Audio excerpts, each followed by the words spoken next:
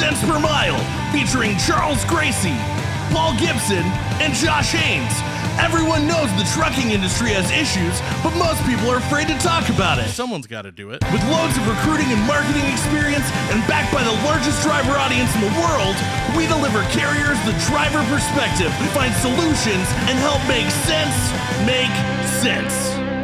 Thank you for tuning in to Cents Per Mile. I'm your host, Charles Gracie. And I'm your co-host, Paul Gibson. Hey, I'm Josh Haynes. Gentlemen, new episode. What are we talking about today? Talking about the communication between recruiting and operations. And I think we might even get into some of the communication between operations and operations. But anyway, that being said, real quick, stuff we always say, we are on Spotify, we are on iHeartRadio, we are on Apple Podcasts, we're on YouTube. So if you could like, subscribe, rate the podcast, wherever it is, that helps push us out and gets more eyes on us so we can do cooler stuff. But you can also go to centspermilepodcast.com where you can suggest a topic, submit to be a guest, or even submit yourself to be a sponsor. Oh, speaking of sponsors, who we got today? We got TAFs. Put your trucking business in the hammer lane and make factoring fun with TAFs. Check them out at tafs.com. All right, well, I think it's time for the news, and boy, do we have some news. All right, so it's time for 10-2 News, where we go back and we look at the craziest or coolest or most important stories from CDLLife over the past couple weeks. And the first one is a dash cam video that catches an airborne SUV flying across a Michigan interstate. It's nuts. I mean, I've seen birds fly across their windshields. I've seen planes up in the sky when you're driving, but I've never seen an SUV fly over in front of my truck. Yeah, that was pretty nuts that it actually went all the way over. Like you said, like I've been, going down the highway and seen like a wheel fall off and bounce back and stuff. But like, I also pretty impressed that SUV actually cleared the interstate. Yeah, I mean, he's trying out for today's age, Evel Knievel. Yeah, well, I mean, you want to talk about, drivers and falling asleep and stuff like that. That driver was definitely awake after that. But speaking of drivers who are very awake and actually angry, so there was a stolen rig, right? Like a stolen truck, and it got reported and they found it, and the guy who had stolen the truck, who was in the truck, got surrounded by police SUVs, right? And he just started pushing them, like not plowed through them, like lined up nose to nose, was pushing a line of cop cars to get away. That we don't necessarily have the video, but like, yeah, just straight up, it's you forget how powerful trucks are until you see them moving about 5, police SUVs. There's just no commentary for that kind of stupid. I mean, there was no way that truck was going anywhere that those police weren't going to catch up. So all you did was aggravate the charges from being, I got a stolen truck, to now assaulting police and the damage to the vehicles. Right, but I mean, if you're gonna go down, like, that's the way to get legendary. And by no means is he offering any advice, just to be clear. Yeah, no, for sure. Not advice. I'm just saying. Hey, maybe that guy that was from the first clip that was flying over was an undercover cop, and the dash cam was from the semi truck in the second clip, and he was trying out for the new Fast and Furious movie, like family, and he was just flooring it. He's just a little early, That checks out. Yeah, I mean, dude, that was just between both of those. That was just like, I guess the important takeaway is, drivers are out there and it's easy to pretend that they go around a map, but ultimately they run into some pretty crazy stuff. Or they are some of the crazy stuff. All right. Well, speaking of drivers and driving, it's time to go behind the wheel. All right, so it's time for Behind the Wheel. Being powered by CDLLife, we have access to the world's largest driver audience, and we get to ask them questions, so we get real opinions from real drivers about real issues. And today we're talking about how it's important for recruiting departments to stay in communication with operations, not to get too ahead of ourselves, but ideally because things change in operations. And so the recruiting team needs to be up on it to make sure that the applicants, the drivers who are thinking about coming to your company, have a better idea. So we decided to ask the audience, where is the biggest breakdown in communication at most trucking companies? A, between recruiting and operations, they said 18%. B, operations and executives, they said 20%. C, Operations and safety, they said 14%. And D, operations and operations, was 47%. How often have you gone into a trucking company and found out that two departments weren't communicating? But even more often than that is one department not communicating with the other side of it. Well, and I mean, to be fair, operations does kind of lump in a few different, it's got like sub departments. You say, oh, operations, but then you have customer service, you have the dispatchers, you have the planners, so there's a lot that goes into that. But then you have the people over operations who change the operations, and then the people who do the operations have to change the operations, but then not everybody changes the operations. So operations changes all the time. Speaking of operations, I think it's time to go behind the desk.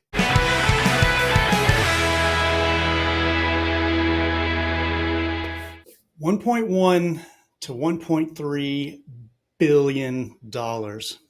That's how much money the DOT estimates that drivers are losing due to excessive detention and dwell. Hey, I'm Kevin Nadeau. I'm a member of the Tenstreet leadership team, and I've been in the transportation and logistics industry for about 30 years now, primarily on the operations side.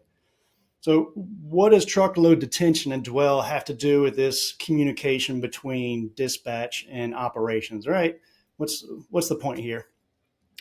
So we all know how challenging it is to recruit and hire quality drivers, but even more challenging is the retention aspect of it. You've done all that work to attract them, but you've got to keep them, right? One of the things I find the most is that companies often advertise their culture. We have a great culture. We believe in drivers, and drivers are the backbone of our company. But oftentimes that transition from recruiting to operations is bumpy, and that just sets the tone in the wrong way. So when it comes to detention and dwell, what can you do to help the driver out? Because the last thing you want to do is send them off for their first run and have them sit somewhere for 3.5 to 4 hours. The whole time they're contemplating whether or not they made the right decision. I would encourage you to check out Tenstreet's True Load Time tool. Think of it like a facility detention and dwell database. Type in the name of a company, type in an address, figure out where you're going, and look at those wait times in advance. If you do that, if your operations department does that and lets the driver know what to expect, well, their life is much easier. They can plan their rest breaks, refueling stops, meal breaks, DOT breaks, delivery windows. Most importantly, they know what to expect, so they're not caught off guard. It creates a relationship of trust, and it shows that you really do care about your drivers. So don't leave them out there hanging. Use True Load Time so that everyone is fully transparent and is aware of what's going on. At TAFS, we offer unparalleled trucking excellence and service. Enjoy exclusive benefits like fantastic tire discounts and 1-hour advances for quick cash. Recognized as the top factoring company in 2023, we're your partner for success. Access business loans, manage finances with ease through our client portal, F2 fuel card, and mobile app. Contact us now to see how we can help your trucking business thrive.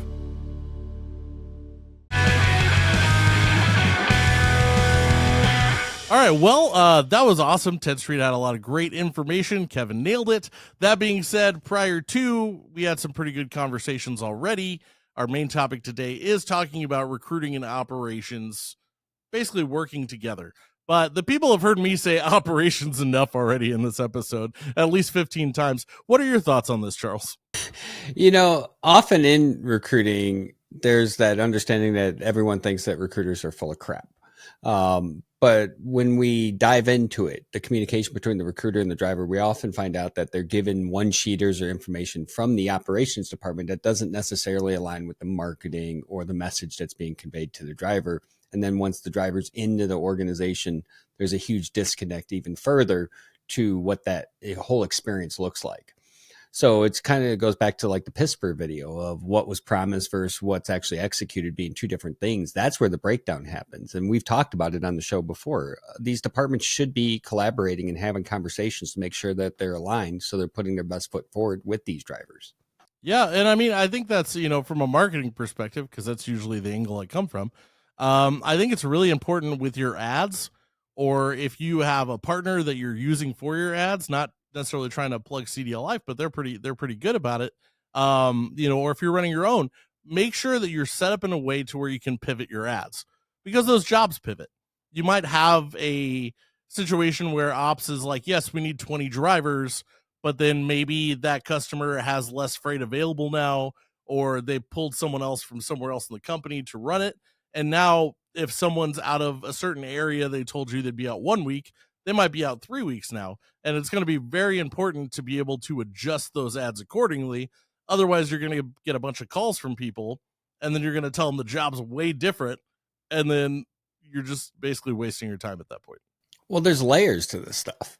And people often forget that communication starts with the people behind the scenes trying to make all these moving pieces move in a similar direction. So the more feedback that you give to your marketing team from the recruiting perspective helps them align. And then the more feedback operations gives to recruiting helps them align. But it all starts with the communication, and operations need to be realistic. The worst thing you can do is go out there and communicate a message of the top 1% or 5%. And then the drivers that don't fit in that just think everyone's full of shit.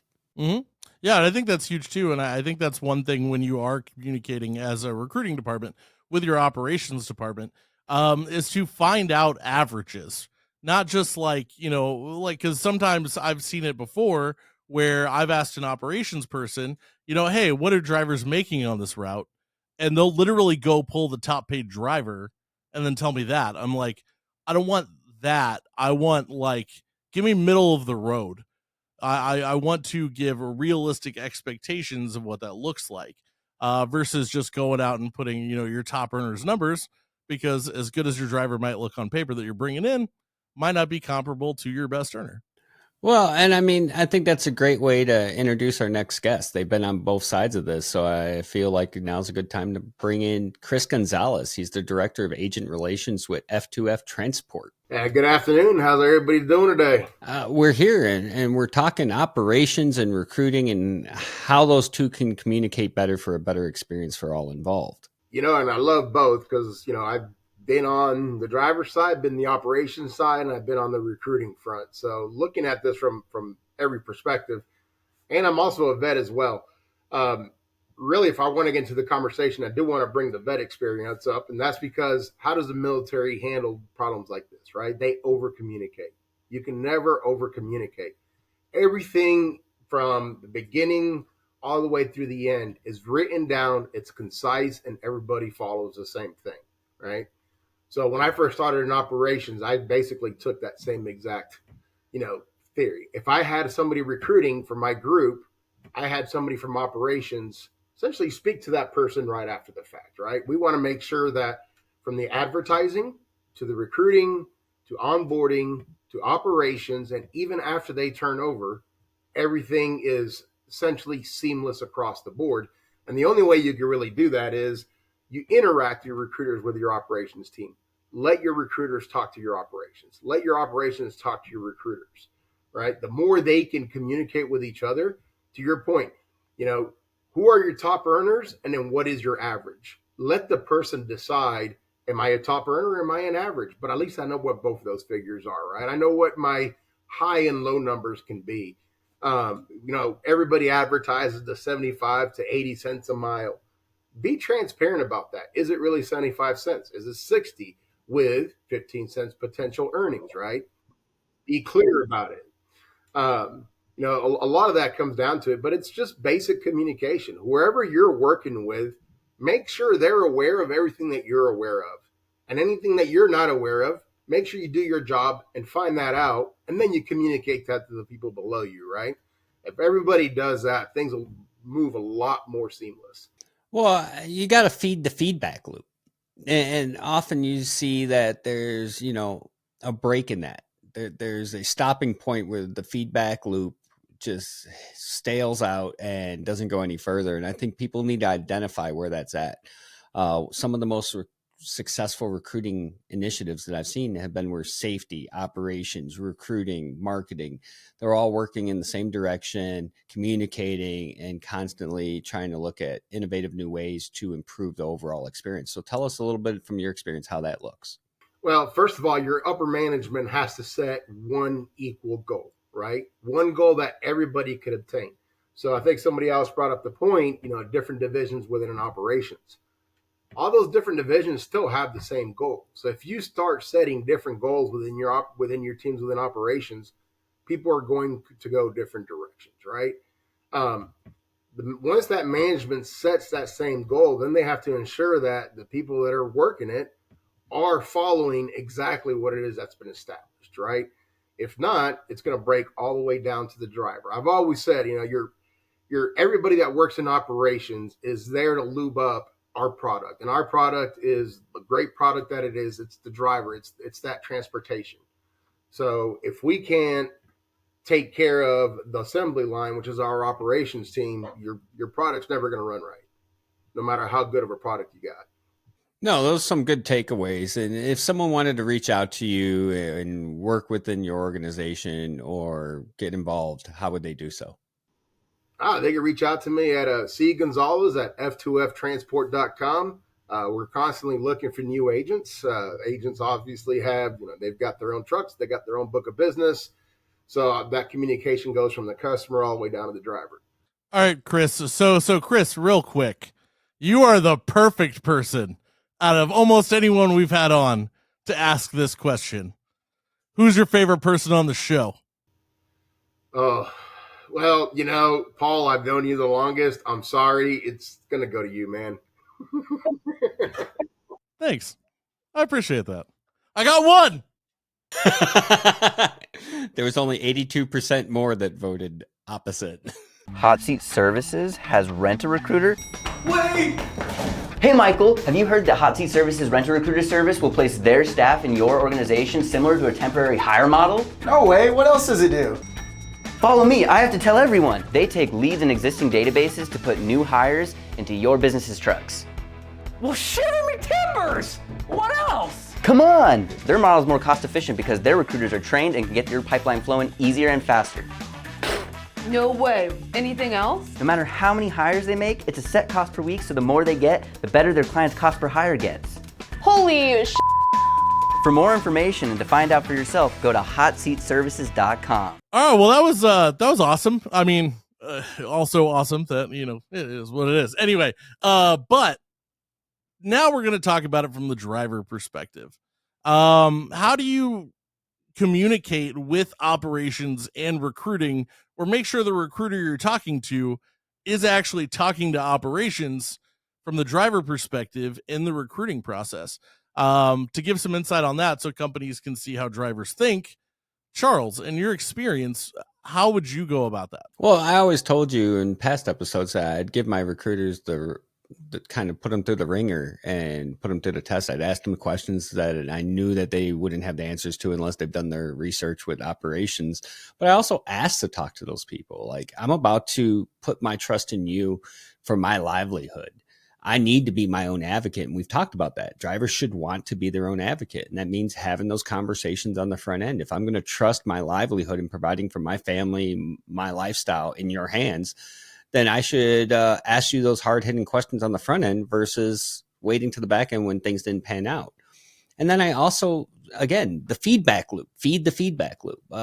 When I found differences in what was told and what it was, and there's always some, you try to mitigate as many of those as possible. I made sure to go back to the person that told me something different and let them know, because that's, at that point, now you're putting it in their hands. Either you're going to be a good recruiter and learn from this, or you're going to be full of shit and continue to just sell the narrative. But at that point, now it's in your hands. Yeah, and that checks out. And I mean, I know in my experience, that was always, because I feel like a lot of recruiters are afraid to say, I don't know, I'll find that out for you. Obviously, if it's something super simple, like what kind of models of trucks you have, you should know that. If you don't, then that's a whole nother. Call Charles. He does a boot camp. That being said, but I mean, if it's something very job specific, I don't think most drivers have an issue with that. They would rather you have to call them back and give them an answer than you give them the wrong answer. They show up and you were totally wrong. I think it's one of those things too. I think operations also appreciates that, because then they don't have a driver come in with different expectations that they now have to deal with. Well, and here's another idea, and it's something I've implemented and it worked well. is having those communications. Everyone nowadays has technology at their fingertips, or should have. There's usually some sort of inter office communication, whether it's Slack, Teams, whatever. I always had a network set up where my recruiters knew that they can message this person to get this answer. I never wanted them to get off the phone with the driver, leaving unanswered questions unless there was no other alternative. So we always set up a web network for information. If it was safety related, logbook related, truck related, ops related, they had someone they can go to get that information. And in some cases, even backups in case they weren't available. So again, I think it's having the forethought to look out for those instances and providing the tools to reinforce your team to be the expert. They should be the expert in what they're selling and communicating. And that starts with the right foundation below them. Yeah, and I mean that's another thing too that I found was really helpful in my time in recruiting. We would once a week, if possible, have a meeting between recruiting and operations, and we would give operations what we were pitching for the jobs that they said they needed, and then have them correct us if anything was wrong, and then we would give them a hiring area map, and they would adjust it, and then adjust the home time for the different areas, and we would keep that up at least once a week, just so that way, like, we were at least close. And so I think that's a solid practice. But speaking of meetings, we have both been in a lot of meetings with this next gentleman, and it's always super fun. So yeah, we've got Robert Pearson from MVT. Guys, I'm excited to be on with you as always. Let's talk trucking. So we're talking communication between recruiting and operations. And as the drivers identified, even operations to operations. Tell us a little bit from your experience how that looks. Yeah, before getting here to MVT, one of the things I've consulted for about 30 trucking companies, a little over that, and one of the disturbing things in our industry is there's kind of the holy trilogy of a trucking company. You have sales, you have operations, and you have recruiting. In my mind, those are the three departments within the walls of a trucking company that generate revenue and rely solely on each other's efforts. Internally, my customer is operations. They take my end product, the drivers I bring into them, and they turn that into profit. Operations customer tends to be sales. Sales goes out, picks up the customer, and operations ends up having an end product that sales can go ahead and deliver on. A lot of trucking companies do not talk between those three departments. Realistically, in the world of recruiting, if you do not know what your operations department is doing, you're really just selling people you might as well sell them swampland in Florida. You do not know what they're doing or saying. And so it becomes really, really, really, really important that if you're going to bring on a driver and they're going to stay with you 30 days, 6 months, 5 years, that you set them up for success. And so generally at MVT, recruiting operations and I meet at least once a week, sometimes multiple times a week. But the goal of that is to have that conversation of, hey, what are your needs? Where are we strong on freight? Where do we need to work on getting some strength in freight from our sales team? So we have a lot of unique engineered lanes, specific areas of the country that we work out of. But when I talk to a driver, I'm able to be very realistic. Hey, you live in an area that's not doing so well at this moment. It's probably not the best time to bring you on. Or you're in an area that we tend to be overbooked and freight is jumping. That driver will respond positively to your negative comment or your positive comment because you're just being honest with them. And that's a big deal to a driver. Drivers in this industry tend to jump around jobs a lot because they're not really placed in the right job at the right time from the right location.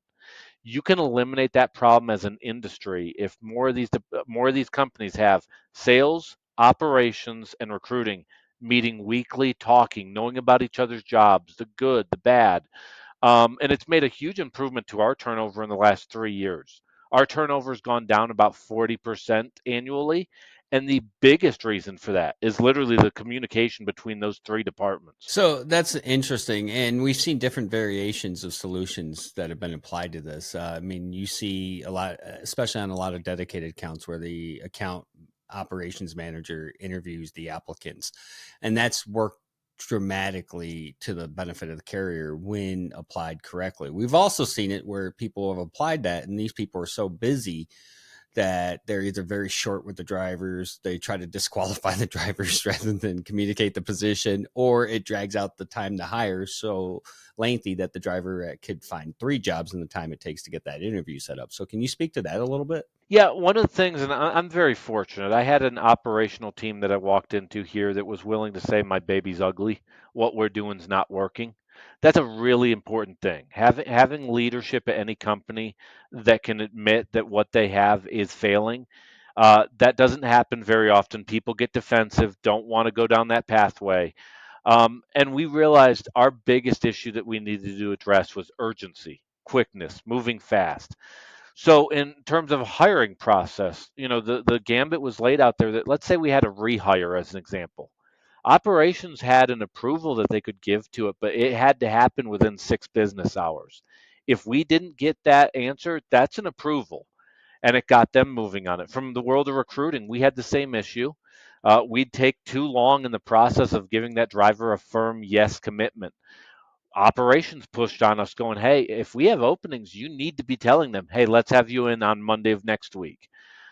Those 2 things on that urgency. And then once you hire a driver, that urgency still continues.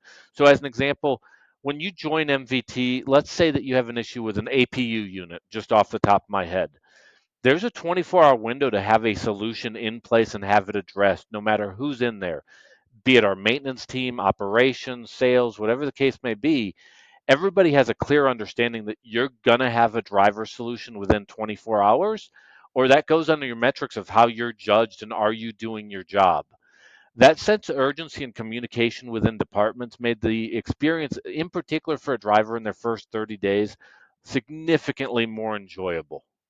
If no one has ownership, things don't happen. So real quick here, I want to ask you, a lot of times when people are implementing all these different things, they forget about that time to hire. So from the time a interested applicant hits the door to the time that they get hired, what is that ideal range in your professional opinion? I normally can get a driver approved within about 2 hours, but ideally, I want the driver to be the slowdown, not to us. So if I talk to a driver 3 o'clock on a Friday afternoon, I can have that driver in class on Monday. Now, the driver may not like that. I'd rather the driver be the driving force and it taking longer than that. So, a driver, as an example, may give a 2-week notice, or, hey, I need to take care of a couple things, get a new DOT medical. Can I do it the week after? Then us being the cause of that slowdown. Um, a lot of companies try to lay out a process here. Realistically, this is not laying out a timetable. If you can't tell somebody yes or no really, really quick within a 1-day period, you're overthinking this. Like, there's not a 3-week, there's not a 1 week. Realistically, what we're doing, if a recruiter has all the information that they need and they've ran all the reports, that recruiter has to have the autonomy to go, I like your background and it seems like you like us. Would you like to move forward? If that recruiter doesn't, it means you don't trust the recruiter and you probably have larger systemic issues. Well, if someone wanted to get a hold of you guys and drive for you guys, how would they do so, Robert? Absolutely. I tell them to go to Drive for MVT. That's Drive, the number 4, MVT.com. Check us out, review with us. We have a lot of wonderful opportunities, great home time, regional runs on engineered lanes, and I'm always looking for my next coworker to join our team. Well, thank you for coming on Cents Per Mile once again. And before I let you leave, who's your favorite, Robert? Well, so here's the thing, and I'm going to be honest to Paul. There was a payment that took place in the past that made me answer the way I'm about to answer. It's definitely Charles. Um, Charles, appreciate the bottle of bourbon, and you'll always be my favorite. That seems to be a running theme. Charles got me a bottle of bourbon. When you win, you win, my guy. Yeah, is that anyway? So that being said, I appreciate the guests that we've recruited to have on today's episode, but operationally, it is time to go. Once again, thank you for tuning in to Cents Per Mile. I'm your host, Charles Gracie. And I'm your co-host, Paul Gibson. See you next time.